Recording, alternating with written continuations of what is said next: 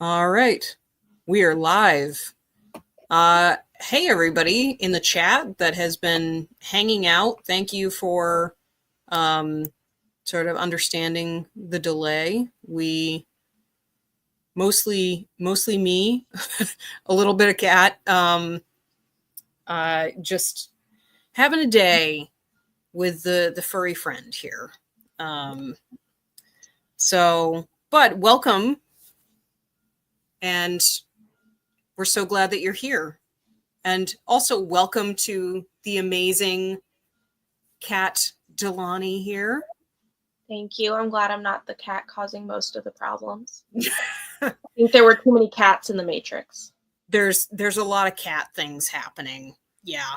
If mine screams, you will hear him. He just wants to be let in. So gotcha. Okay. Well, that's, mine is sitting next to me right now on the couch. And that may be okay. It may be not okay. We did already have a couch issue earlier, like an hour ago. So the blankets are in the wash right now, and my entire house is shaking, which is but enough of the woes. Let's get into the fun stuff. We're here to talk about a book. Your book. Yes. New one. Yes. A book that has debuted today. And I have a celebratory drink here, which is blurred out. Mine's not blurred. Hope that's okay. That's good. I wish I could. There's no way to not blur because it's blurring my background. No one needs to see my walls. But this is a smoked gin, a very hastily smoked gin that I just did, which is it's smoked with rosemary. So I know whose house I'm visiting when we go up that way. Yeah, it's a pretty nifty little. You get this thing, and you have a little canister inside, and you can fill it with whatever you want. And right now, it's got rosemary needles in it. And do a quick little smoky smoke. That's almost like witchcraft, which is very fitting. Yeah, pretty much. Yeah. I just have bourbon, so. Hey, there is nothing wrong with that. It's a classic. Felt a little more Western, felt like it fit.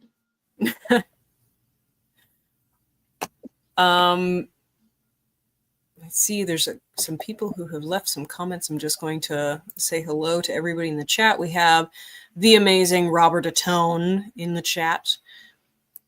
We have the amazing Bridget Rose in the chat. We also have the amazing Matt Morris in the chat. So many amazing people have come to visit. I believe we also have Abby in the chat. And hello, another cat to add to the mix. We have Cat Valor. I can't quite. What do you happen to know offhand? What's a group of cats called? Isn't it? I don't know why I don't know this, but I'm going to Google it real quick and pretend I'm remembering.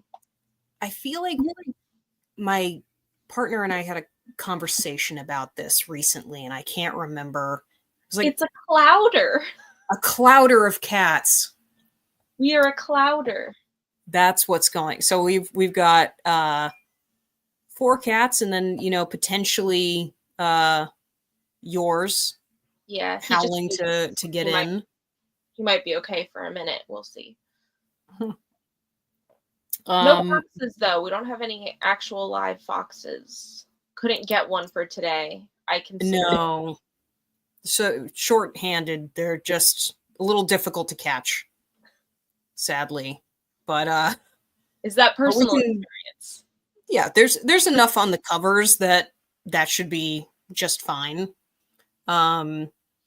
thank you, Abby, it sounds like you're in the midst of reading, which is very awesome. I like that. I promise there are no spoilers.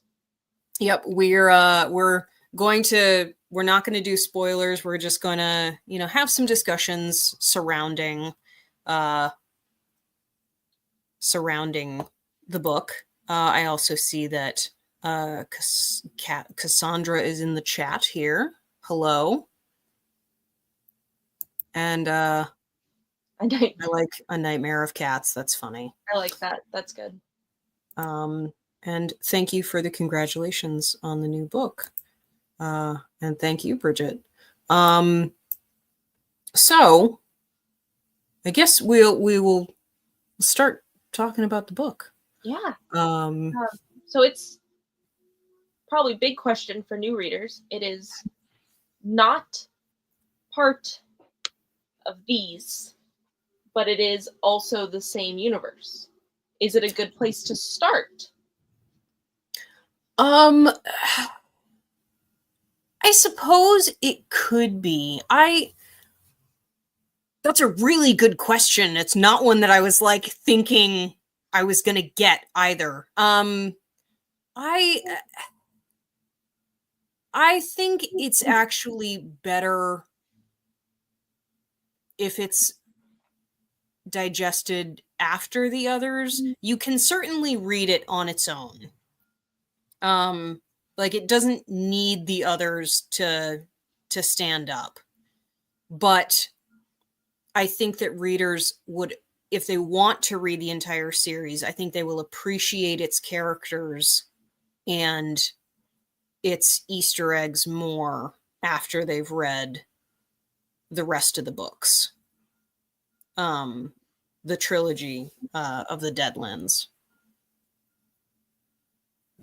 Having read them all first, I loved seeing all of the Easter eggs. I love when anybody Easter eggs anything because it feels like a little reward for being loyal and reading. But I know that it's not a direct, technically not a direct prequel and not at all a sequel. So I figured new readers might want to know where it fits in. And the answer is buy these right now and read them. I did them in a week. You have no excuse. Unless you can't read at work, because then I'm sorry. Yeah, that's tough. Like I buy books for as one of the many duties of my day job. I buy publications for a sporting goods store, and reading is not on the docket for things that I get to do during the day, sadly. But if you happen to be able to, these are short and they're so short, which is delightful. And Vulpine Curse through them. Pretty short too. What was that? Vulpine Curse is also about the same as going to be the same around Nothingland, right? Yeah, digital, but it's going to be beautiful physical because the formatting is next level. Yeah, I'm well, thank you. I'm still waiting for the print to happen. It's taking a little longer, probably because it's so like all encompassing. It's taking a little bit longer for Ingram to print them, but hopefully they will be shipping end of this week, maybe next week. We'll see. It's going to be really cool to actually see, like, be able to flip through the sections that I just stared at on my phone and then scroll back up to and then stared at again. And you said that you were formatting while you were writing. Yeah. I got to a point when I was writing the book and I realized that I could only write so much without knowing how everything was going to look. Like it ties the overall design of the book ties in so much to the narrative that I had to put it all in front of me so that I could actually see how it was going to turn out. And then at a certain point, I just realized like, this is how I have to write this.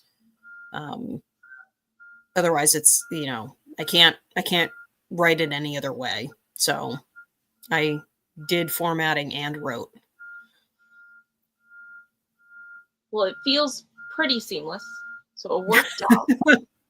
Having scrolled through a PDF anyway, it didn't Yeah. feel out of place. And there were a few.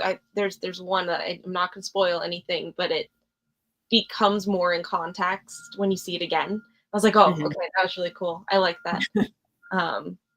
And it is unapologetically formatting and story grief horror. Yeah. Is it addressing things that you felt needed to be explored more from the original trilogy being grief, since it is a little more, I'm not going to say obvious, but it's a little more honestly about that process from a different lens. Yeah. I think the thing that happened with Undead Folk was that the grief changed from a very subtle anger in the first book, and it got angrier and angrier as the series went on, so that it became more about anger and less about coping with all of the other stages of grief. Um, and I really wanted to shine a light on the fact that when you are grieving, it's not, you're not seamlessly going from one stage to the next stage to the next stage. You are feeling all of these things all at once, and you're processing them and going back over them and rethinking them, and it's just kind of like this weird cycle that has no order. And if you don't cope with it well, which is what this character is, not doing well, then you're basically just going through the motions over and over and over. So that was kind of what I wanted to focus on with this book more than with the others. And does that play into the multiple timelines that we see and how they end up telling one story for a person? Yeah. Yeah, it's I have a problem with multiple timelines in a lot of my books because I just can't seem to get away from it. I enjoy the idea of writing from the past and then writing in the present, and giving readers an idea of what started events. So, and then because this is also a prequel to Undead Folk, if you've read Undead Folk, then this feels like you're kind of in a memory within a memory within a memory. And the idea had always been to do a present day and then kind of like the few months ago and then the distant past. And originally I had the idea that I was going to change tenses between those, but do it in the opposite way, so that the past events were in present tense, and all of the stuff going on presently was in past tense. And that got too much for my brain to It's a to little too organize. So I think. That sounds like a Latin grammar lesson or it's sci-fi. That'd be difficult to write. it's a lot. I really wanted to do something like weird like that, but I in the end I was afraid that it was going to not translate well and that people wouldn't follow it as well, so I changed my mind. And all the present tense sections, the more up-to-date story, aren't named now or present. Mm-mm. They're named after a location. Was that Yes. also something that played into playing with the tenses and the way that you process your past and your current existence as a setting of place instead of time? Yeah, the a lot of the past tense story jumps around from different places. and all of the present tense stuff happens in one city, and making that city kind of like the overarching atmosphere, the vibe of this book was kind of the idea from the get-go. Like it's a dystopian Las Vegas, if you will. It's a very like desert punk, gritty, sad, lost Las Vegas. And I wanted it to just feel very like there's no way out of it, almost. The character runs around and does all these other things in the past, from city to city, with this kind of weird freedom, but not freedom. But for the present tense, I did want it to just be like, we're here, we're in Malverdugo, which is the city. Which is an awesome name. Yeah, it came to me in a dream. That is, oh, I'm so sorry, Abby, in the chat. That is such a better dream than Twilight. Okay, I feel like there's a reference here that we're not privy to, but a Twilight dream. Twilight came from a dream as well. Oh, did it? It did. I didn't know that. Yep, whole series came from one dream. Oh. I just wanted to get a rise out of them since that is so David Lynch. Oh gosh. Yeah, it's so the thing with Malverdugo was that it wasn't like REM sleep or anything. It was like that weird moment before you fall asleep where you can kind of influence your thoughts a little bit more. And I had been thinking, like, I need a name for this city, so let's just come up with something. And as it turns out, Malverdugo does mean something. I did not take Spanish, so I did not know what it meant, and now I have to look it up because bad something. It's bad. Oh God. Nope, I don't need to know about Alex Verdugo, the baseball player. That is not what I was trying to look up.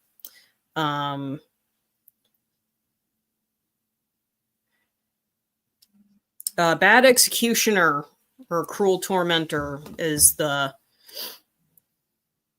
So your subconscious speaks Spanish. My subconscious speaks Spanish. Yeah, you posted about chatterboxes. Mm-hmm. Speaking of bad executions, are we allowed to talk a little bit about the chatterboxes? We can totally talk about the chatterboxes.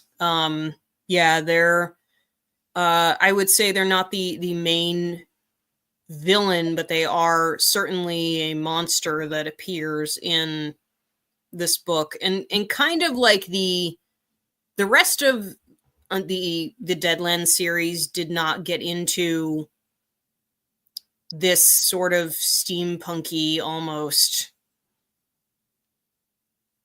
scary shit, for lack of a better word. And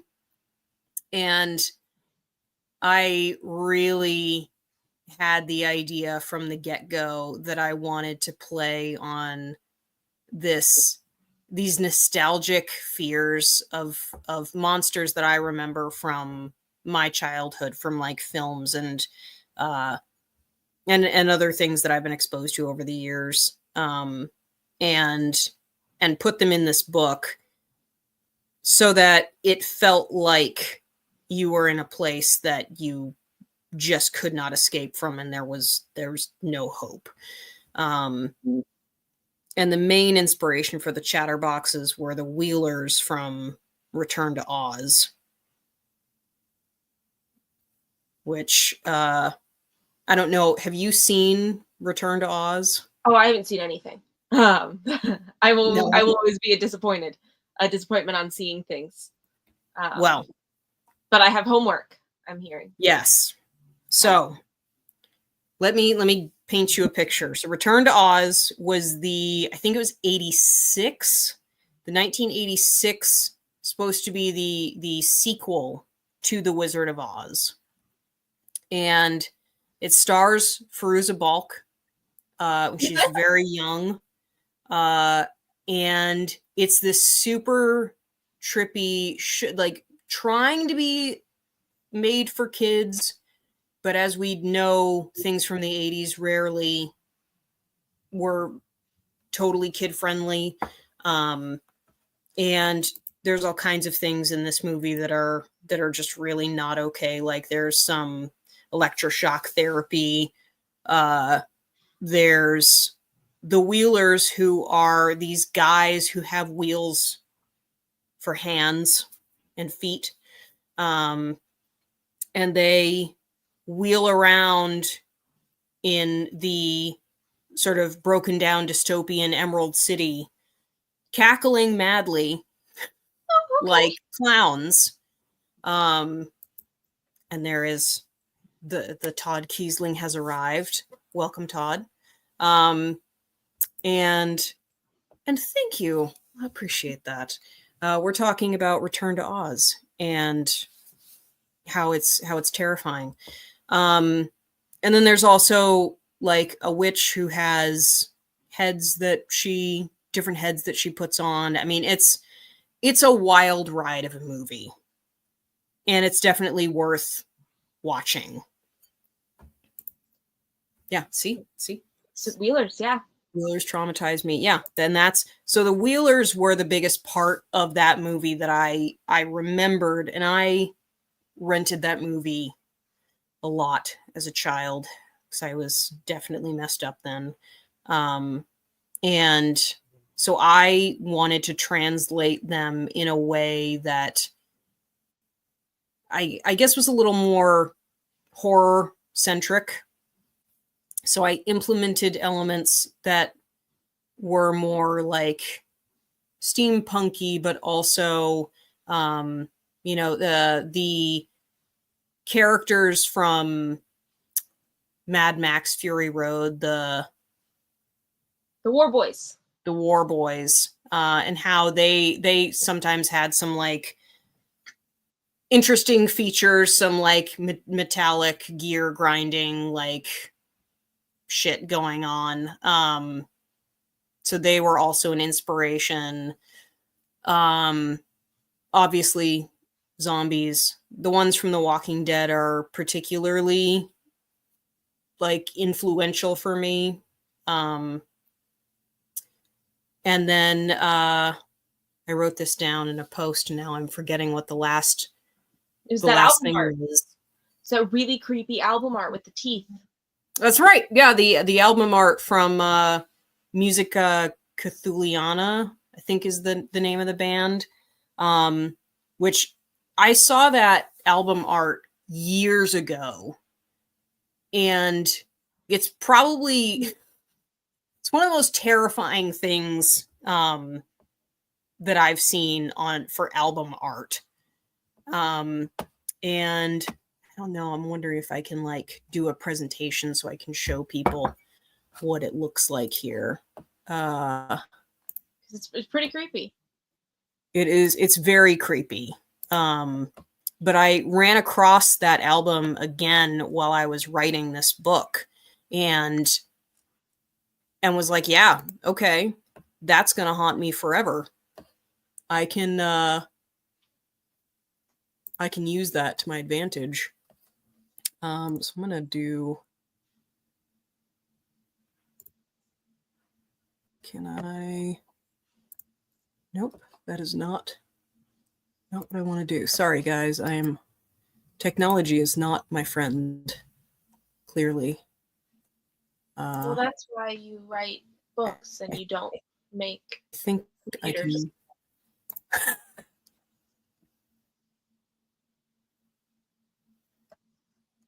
Yeah. If you just had it not on your technological. screen, it reflected in your Metal glasses. shit in there. Terrifying. I almost have it here. It is. I almost have it. Desktop. Here you are. There it You is. also thank us for your nightmares tonight. Yeah. Yeah, it's absolutely horrifying. I bet that thing has a massive overbite.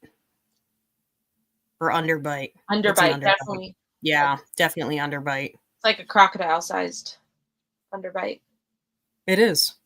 Yeah.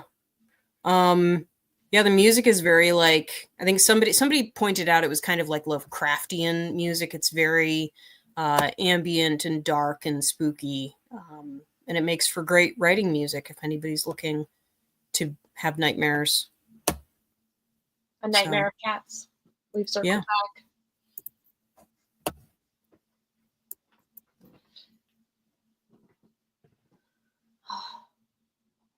Yeah, that's just unsettling, and that doesn't even get into the fun things that would probably get too spoilery about our poor main character trying to deal with them with the tools at their disposal. Mm-hmm. It felt very, now that Todd's here, hi Scott, it felt Scott. very horror game where you have no weapons and just good luck. Yeah. Yep. I mean, that's and that's drawing from a lot of the more well, not recent, because I think one of the best examples of a horror game where you are basically stuck running and hiding in the last 10 years, 15 years is Amnesia: The Dark Descent. And so I had an Outlast. Yeah, that's definitely another one. And those were influences as well. Maybe more Amnesia: The Dark Descent because of the monsters in that game.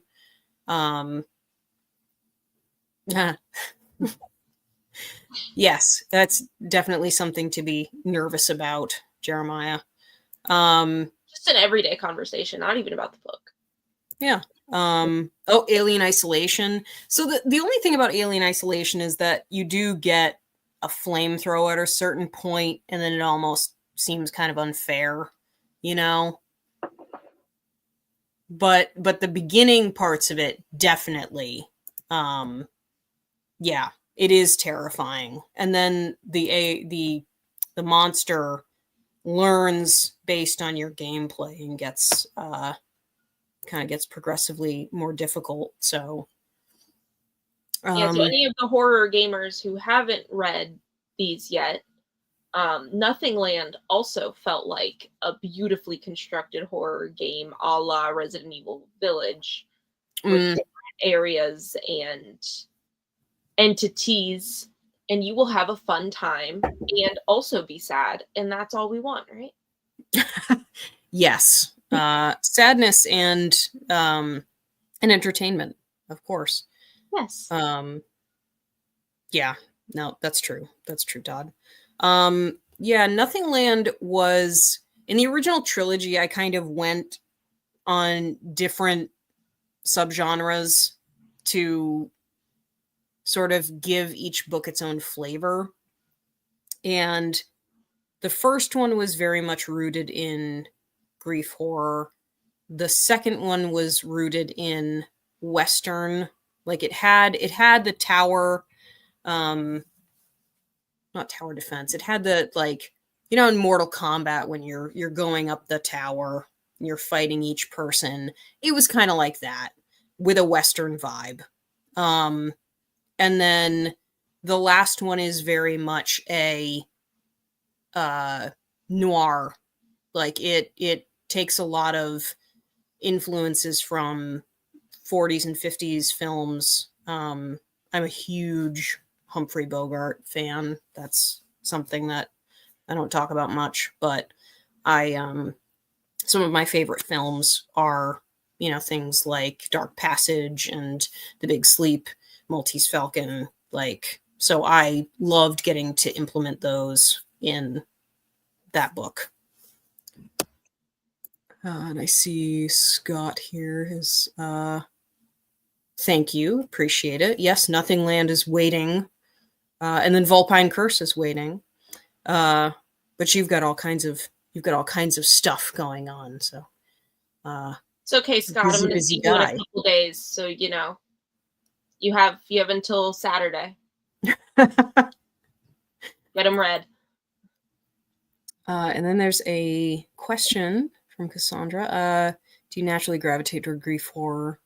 I do. And it's not something that I had really noticed until I wrote, I think, The Wild Fall, which was the follow-up to The Wild Dark. I had started to notice that, like, yeah, I tend to write people who are just sad, and they like to be sad. They kind of like wallow in their sadness a little bit. But really, it's the idea that you're writing from the point of view of people who are kind of broken, and they're trying to figure out the best ways to fix themselves, and they often choose the wrong way. And I see the cat has entered. He was screaming. Mm-hmm. Yeah. I couldn't hear it, if that's good. any case, but he's adorable. He's a good boy. And then do you see yourself writing outside of that subgenre? Yes. As of late, I have the next thing that I write is very much not grief horror, and I'm due to, to do something else at this point, because you can only write sad stuff for so long before it starts to really like weigh on you. It gets kind of heavy. So the next thing I'm writing is something that's very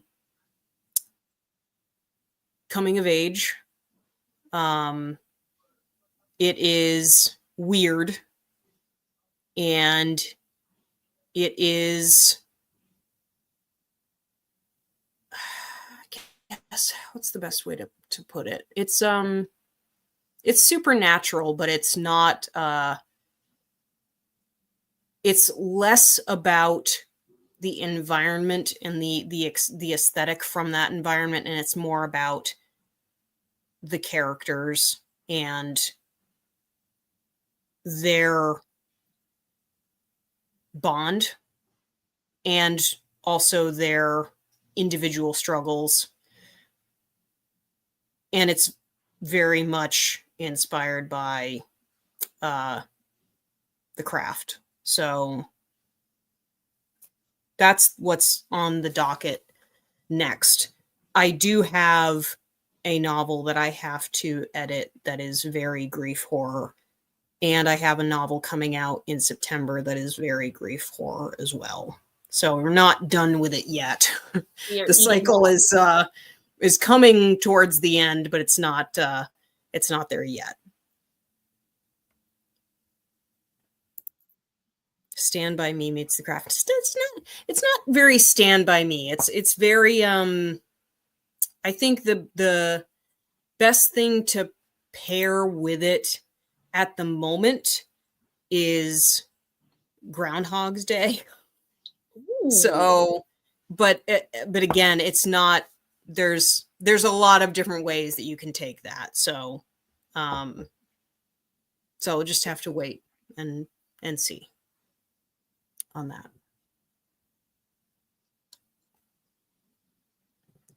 Now, I know you wanted to read from Vulpine Curse. Do you think we've given the stragglers enough time? I think so. Yeah. I was just gonna say here. We were really just waiting for Todd. Yeah, that's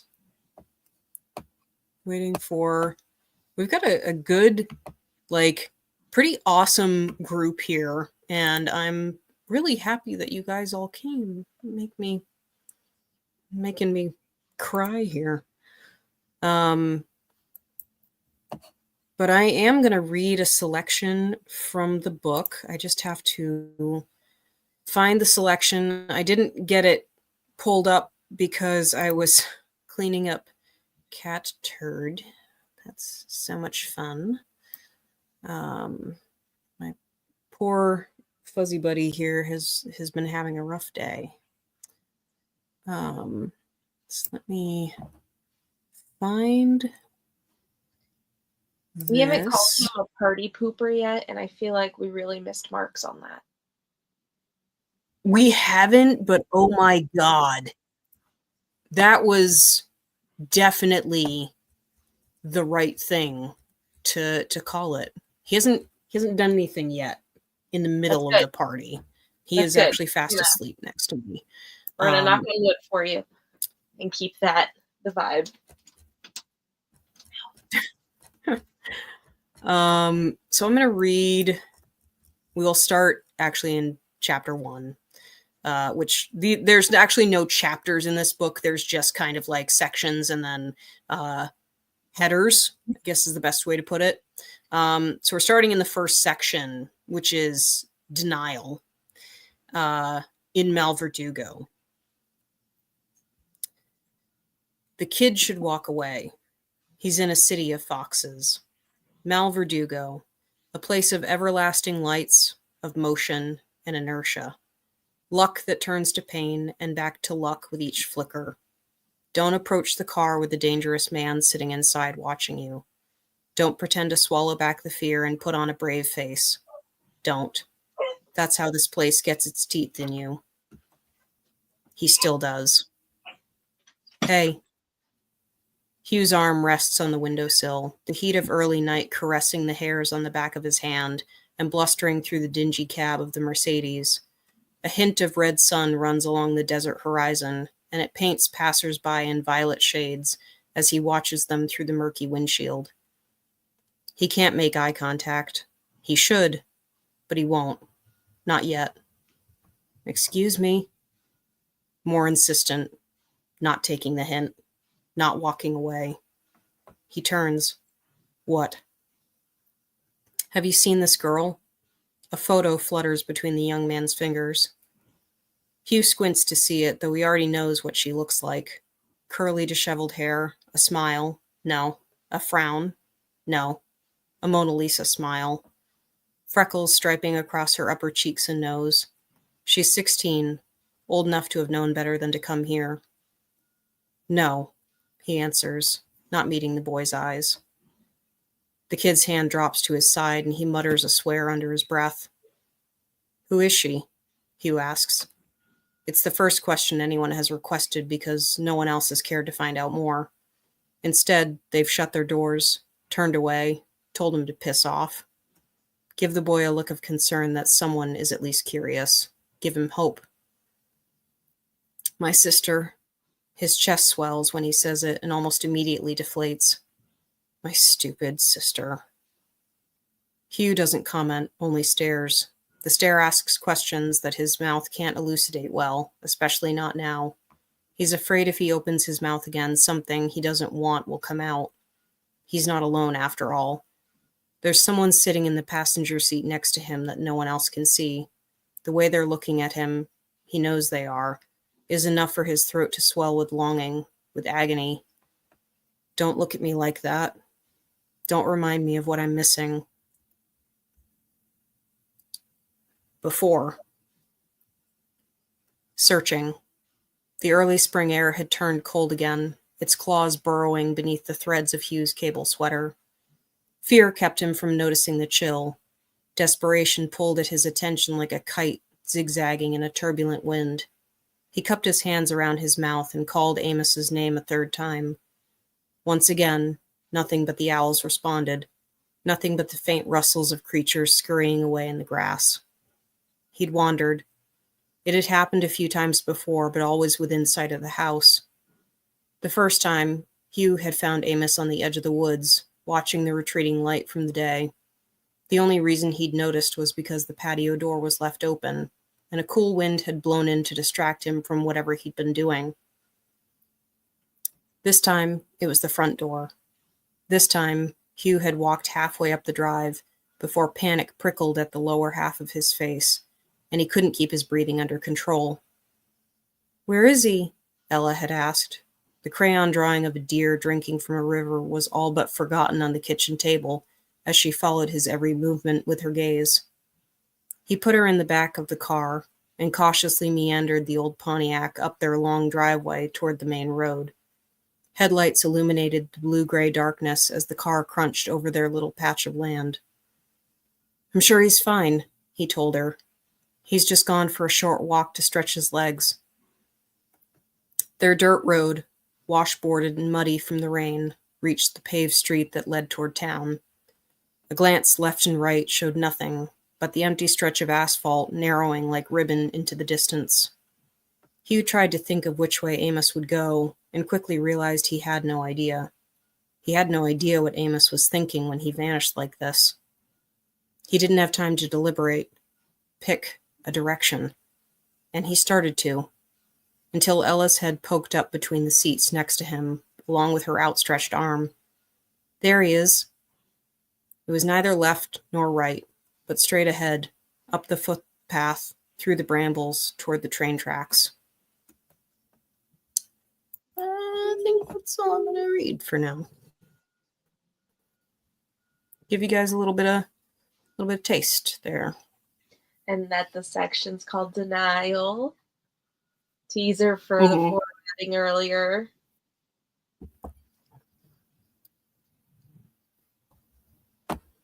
Yep, that section originally was not until the middle of the book. And then I rearranged because, again, just I hadn't put it all in the interior formatting yet. So as soon as I did that, I realized that it needed to go sooner. Well, that's what's cool about stories when it's personal and you're looking back and reflecting on it, is the order is removed. It's like shuffling through photographs, and your mind is going to go to one that didn't necessarily come right before the one it was just thinking about, or right after. Yeah.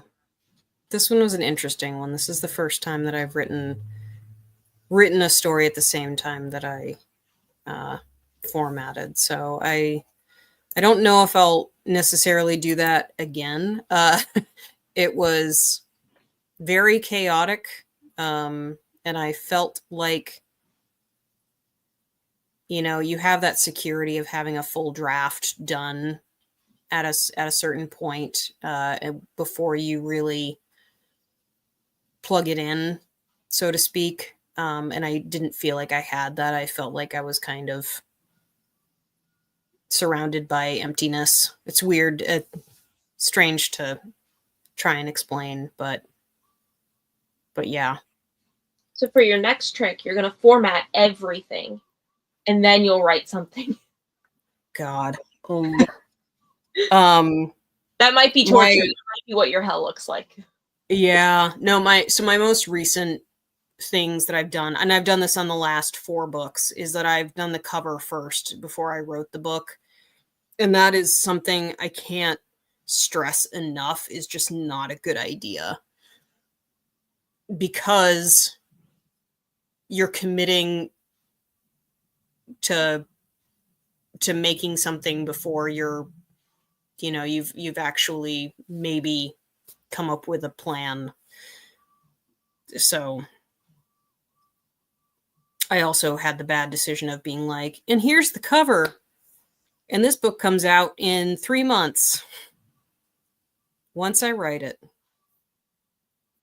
I mean, I don't know. That sounds like me going through high school on a deadline, not sleeping, because once there's an actual date, then I can work and get it done. Yeah. I'm not saying it's healthy, but it works. No, it's I'm famously one of those people that also does everything at the last minute because I think that I work better under pressure.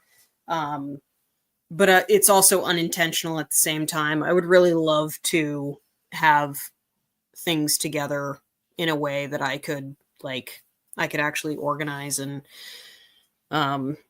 feel like I have a schedule that makes sense, but it's just not how it goes. No. Yes, we are procrastination pals, Jeremiah. I wasn't sure if I had shown that or not. I kind of lost my place in the showing of comments, so thank you. Told Kat how much I love the way these stories are written. Thank you. I appreciate it. She's not just saying that. Thank you. Thank you. And yeah, and so the other thing with this is that this is probably the last in the Deadlands that I'm going to write for a little while. I did tease at the end of Nothing Land, spoiler, not spoiler, that we will probably see, we're probably going to see Janet again. But that's not going to be for a while, only because I have so many other stories to tell, so many other characters that are kind of like beating against my skull, wanting to have their stories told. So yeah, we're gonna take a break from the Deadlands for a little while, and but there's 4 books of material that people can check out. And they should. And they should. And then you said, what was this did you say 16th or 17th book? This is the 17th. 17th, yeah. Thing that I have published. And I say thing because not all of them are novels. There are novellas, there are novelettes, there are, weird fusion-y things. And then there's Boreal, which is the antho that I've edited, which I also count in my catalog.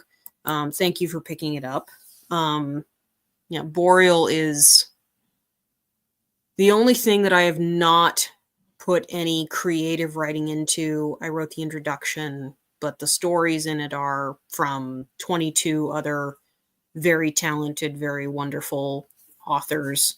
And they've all written grief and existential horror about the woods, about the boreal forest. So definitely worth checking out if you like spooky woods. Who doesn't like spooky woods? It's fair. Yeah. If you're here and you don't like spooky woods, I want you to go into some woods, commune with some spooky nature, and let them change your mind. Yeah. It is Walpurgisnacht, right? It is. Celebrate.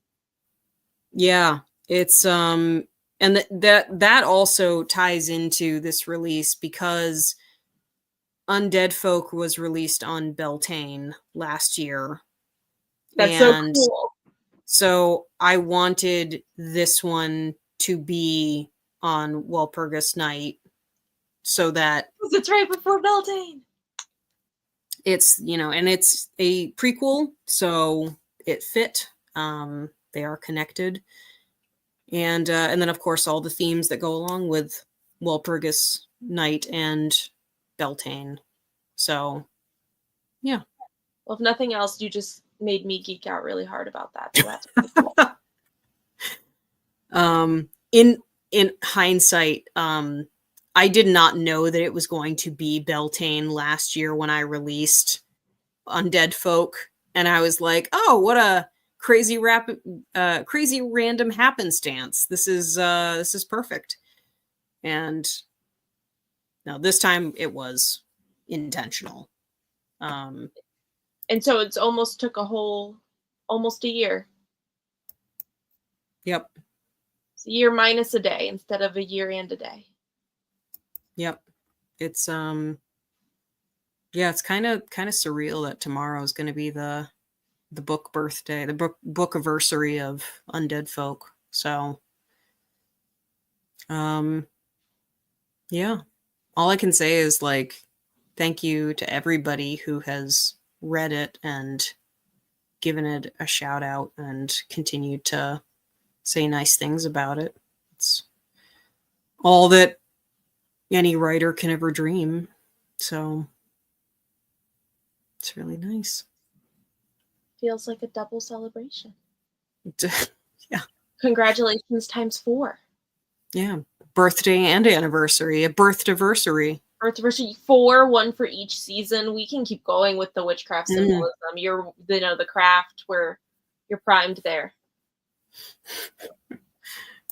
Yep. That one's probably going to take a while.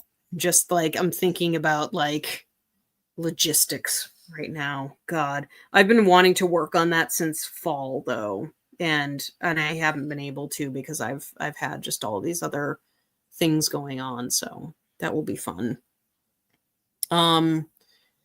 So friends, countrymen, the book is available via paperback and ebook. If you have not picked it up, it is available through my website shop, of which I will post the link here. I will not, because that's not the tab. And while I'm searching for this link, I wanna shine a light a little bit on my wonderful co-host and the fact that she has a book coming. Oh yeah. Later this year, if I'm not mistaken. Looking like June. Might be July. And I'd love you to tell us a little bit about it. Well, it's grief horror, so you and the audience will probably like that since we all like being sad. It is about a young woman who clicks on one of those links where they advertise that states have a bunch of unclaimed property. Just title drop. It's called Unclaimed Property. Thinking maybe she can get some money from her family that's been dead for 20 years. Like, who knows? You might as well try it, right? We're all broke. Mm-hmm. And gets a lot more than she bargained for. And it's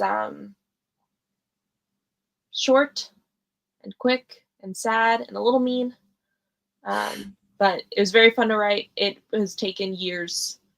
It started its life as a full novel that has been whittled down until it got to this point.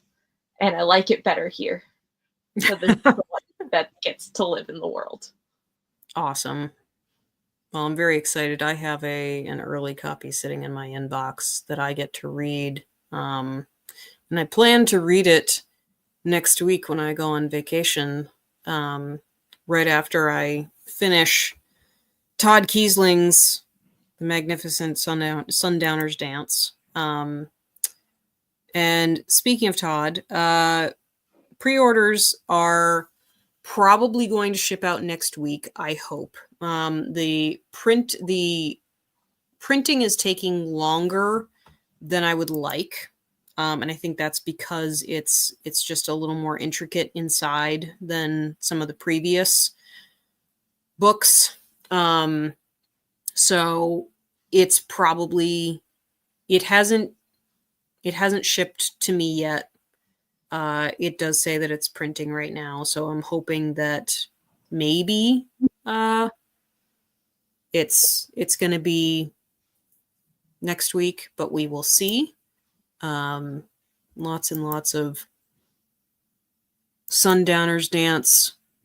Yeah, there's love in the comments. Sundowner's Dance. Yeah, it's a phenomenal book, guys. I'm currently, like, I have it right here.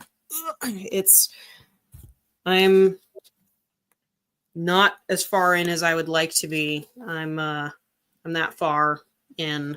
But I'm loving it. And oh god.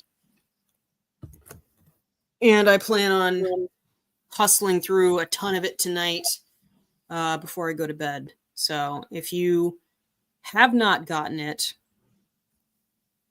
you should. You also should keep Cat on your list of books to keep an eye on, because Unclaimed Property is going to be rad as hell, and I can't wait to read it. And we'll go through some of these other lovely comments in here. We have to bully Matt into reading Sundowners. Unfortunately, we just bullied him into reading Fever House first, so that's my fault. Oh, I haven't read any of Keith's stuff, unfortunately. There's a lot to read in this world, and you're right. It's now finishing Project 17, so. Yeah, there is. I have a stack of books sitting on my coffee table right now, which is the books that I bought at AuthorCon, and and I have so many I need to read, and then on top of that, I have two arcs, and then yours, so 3 arcs that I need to read. There's a lot of it's just a lot. There's so many. So much. Yeah. There's a question here from Sarah. Undead Folk, one of the books where you did the cover first. Yes. Yeah, I did. I obsessed over that cover. God.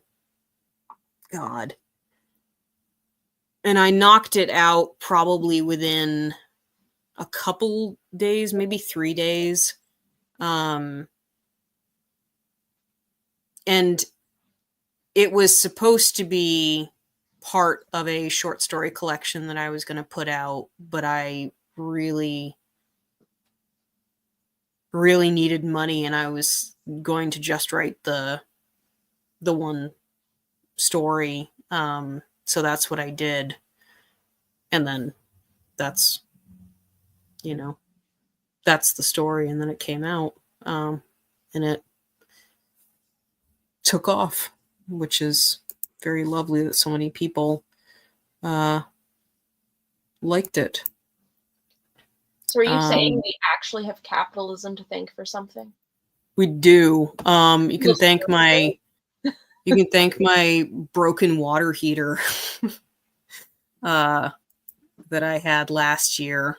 Broken water heater and broken furnace.